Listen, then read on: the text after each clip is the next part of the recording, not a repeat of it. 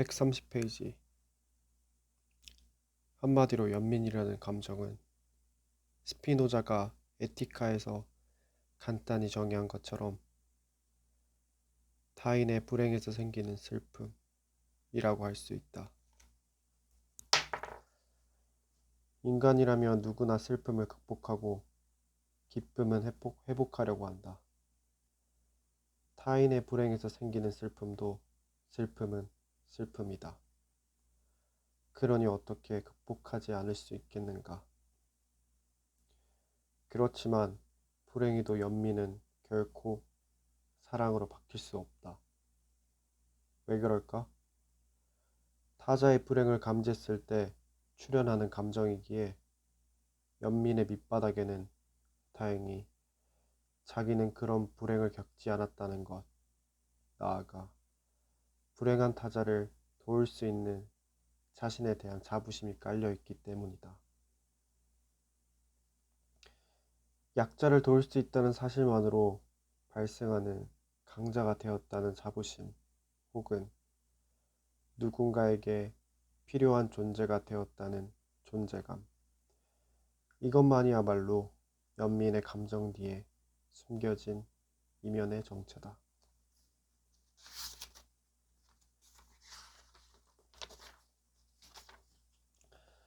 136페이지.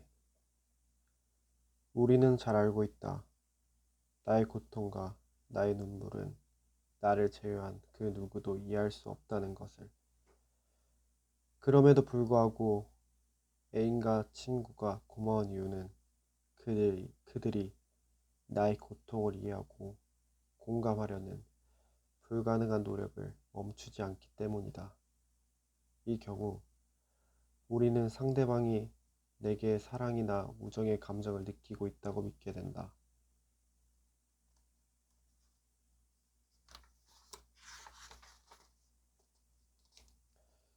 140페이지. 회한이란 희망에 어긋나게 일어난 과거 사물의 관념을 동반하는 슬픔이다. 스피노자의 이야기에서 중요한 것은 희망에 어긋나게와 과거 사물이라는 말이다. 자신은 애인이 위험하게 빠지기만 하면 언제든 도울 수 있다고 확신에 찬 사람이 있다고 하자.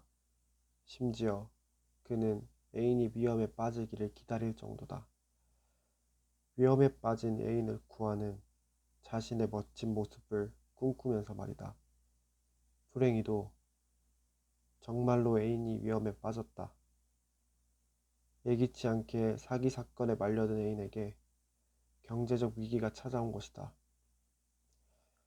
자신이 지금까지 모아둔 돈으로 충분히 애인을 구할 수 있었다.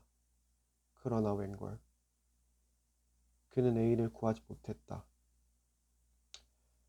애인에게 경제적 지원을 해야 한다는 생각에 그는 얼음처럼 굳어버렸던 것이다. 그 결과 애인을 더 이상 쳐다볼 수 없는 난처한 상황에 빠지게 된 것이다. 정말 슬픈 것은 자신이 얼마나 속물이었는지 자각했다는 점일 것이다. 이런 자각에 눈을 뜬 이상 그가 어떻게 아무 일도 없다는 듯 애인을 계속 만날 수 있겠는가.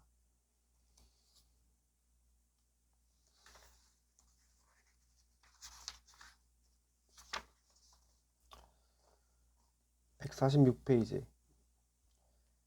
회한에 사로잡힌 사람들은 다시 그 순간으로 되돌아가기를 소망한다. 순간의 결정이 이다지도 평생 자신을 따라다니며 삶을 슬픔에 물들게 할지는 몰랐던 것이다. 결국 회한에 빠진 사람은 아직도 성숙하지 못하고 용기가 부족한 사람이라고 할 수 있다.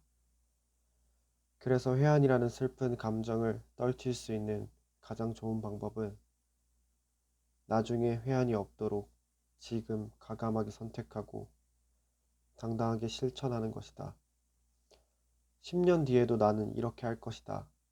그리고 다시 태어나도 나는 이렇게 할 것이다. 이런 마음으로 지금의 무기력과 비겁에 맞서 싸운다면 어느 사이엔가 과거의 해안은 밝은 태양에 녹아내리는 눈처럼 사라지게 될 것이다.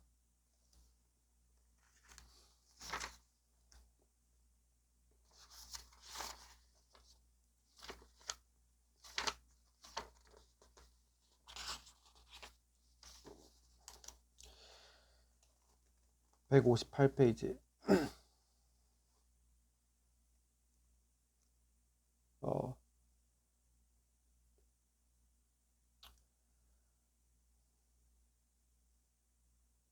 할 수 있을 때까지 자신에게 저항해보라.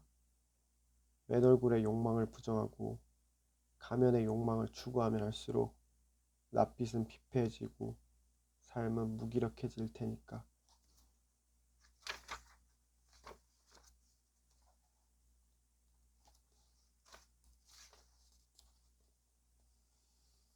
172페이지.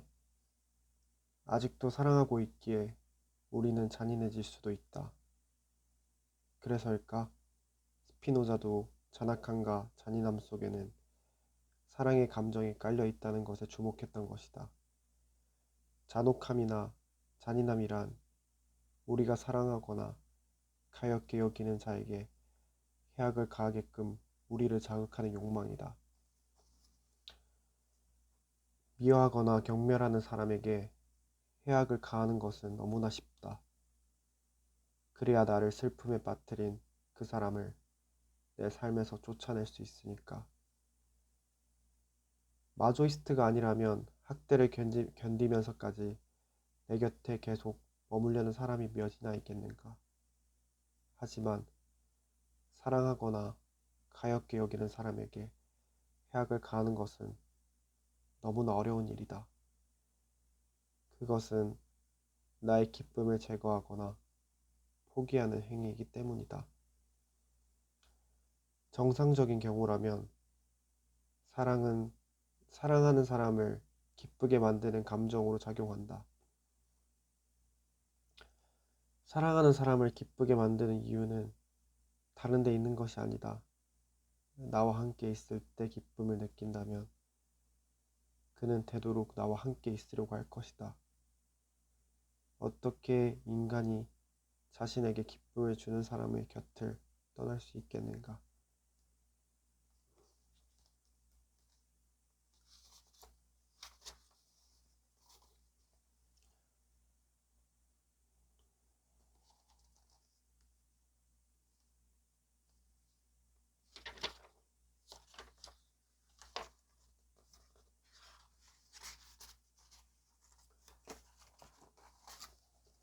188페이지.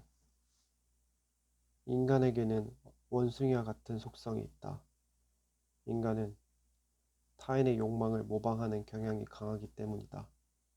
특히 자신에게 관심과 애정을 지속적으로 주는 부모님이나 선생님이 아마 가장 결정적인 타자일 것이다. 그들의 관심을 받기 위해 우리는 그들의 욕망을 욕망한다. 그들이 명문대 입학을 원하면 나도 명문대 입학을 원한다. 그들이 단정한 외모를 원하면 나도 기꺼이 단정한 외모를 원한다. 그래서 우리는 항상 엇갈린다. 내가 지금 원하는 것이 나의 고유한 욕망인지 타인의 욕망인지. 이런 고뇌의 순간에 해결되는 것은 아무것도 없다. 무엇인가 욕망하는 것이 있을 때는 반드시 그것을 실현해 보아야만 한다. 실현의 순간에 우리는 자신의 욕망이 나의 것이었는지 타인의 것이었는지 사후적으로만 확인할 수 있기 때문이다.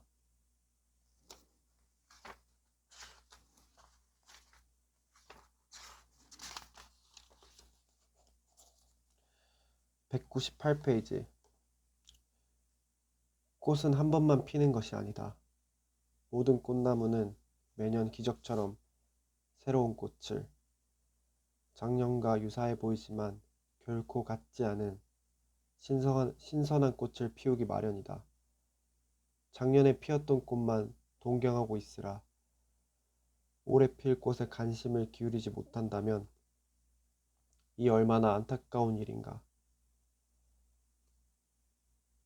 이 글을 읽고 있는 당신이 아직 움직이는 데 여력이 있다면 과거에 피었던 꽃망울에 대한 동경일랑은 접고 지금 현재를 살아내야만 한다. 강렬한 햇빛도 있을 것이고 뿌리를 뽑을 것 같은 비바람도 있을 수 있다. 그렇지만 여기에 당당히 맞설 때에만 삶의 절정은 또다시 찾아올 것이다.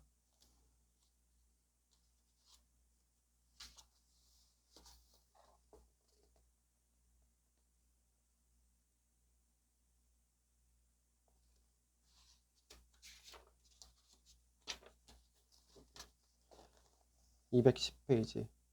술. 보잘것없는 사람도 위대해지도록 만드는 묘약들 가운데 이보다 더 멋진 것이 또 있을까? 인간은 타인의 시선을 의식하는 동물이다. 물론 우리가 바라는 것은 타인의 칭송, 칭찬, 사랑, 그리고 관심이지 멸시, 비하, 미움, 무관심은 아니다.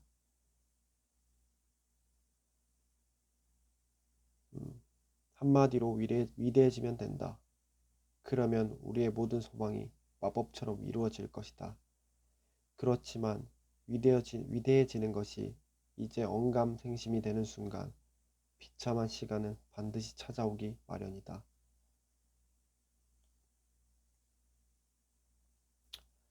현실은 퇴락하여 그 누구도 나를 거들떠 보지도 않는다. 이럴 때 우리는 씁쓸하게 술잔을 들게 되는 것이다.